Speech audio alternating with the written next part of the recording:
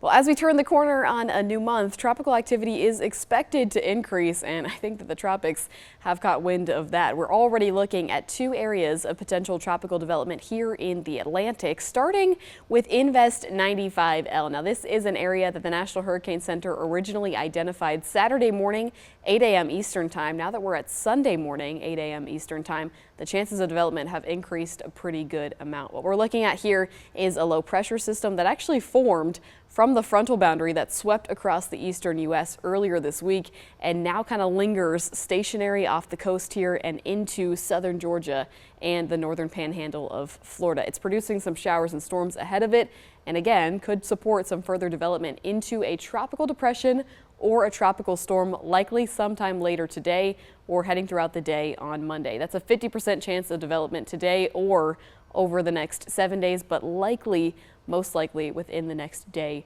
or so. That's not the only area that we're paying attention to. This kind of broad area of potential development here, there's actually nothing going on at the moment. But what's forecasted to happen is a tropical wave is pushing off of the western coast of Africa. As that pushes into the central Atlantic, that potentially could interact with its environment in the right way and support some tropical development. Now, this is a 0% chance over the next 2 days. So we're talking about watching this wave push into that region over the next 7 days, and even over the next 7 days, chances of development are still low. So it's just something that we're going to be keeping our eye on here for the next little bit or so. But let's talk about the system that has slightly better chances of developing. Now, here in central Georgia, this is our setup right now. This high pressure system to the northeast is putting us in a wedge pattern, but the stationary boundary from that low pressure system is continuing to fuel a bunch of moisture into our area, supporting continuous showers and storms in our area. Now, what really needs to happen is this low pressure system here needs to lose this front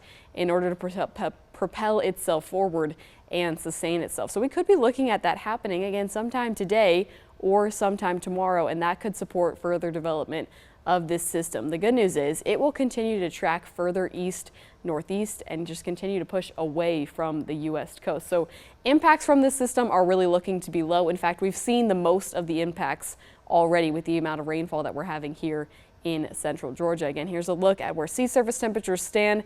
Definitely warmer closer to the coast, but as this continues to push out further east, northeast, still interacting with some pretty warm surface temperatures, so we could see this further develop. Now, I mentioned that we see an increase in activity as we head into August. That's pretty seasonal for this time of year. We tend to see a jump from July into August, and actually August is the month that we tend to see our first hurricane on average right around August 11th. We haven't seen the first hurricane just yet, but we are expecting to see an increase in activity as we head through the next couple of weeks. On average, between the months of August and October, 11 to 12 named storms occur, which ends up being a good chunk of the season. Now, I mentioned we've only had 3 storms, no hurricanes so far.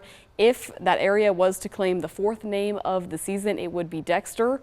If that other area potentially developed further over the next 7 days or so, we would be looking at the next name on the list, E, which would be Aaron. Make sure to stay up to date with us for the latest here on our 13 WMAZ weather team, and we will keep you up to date with these tropical systems.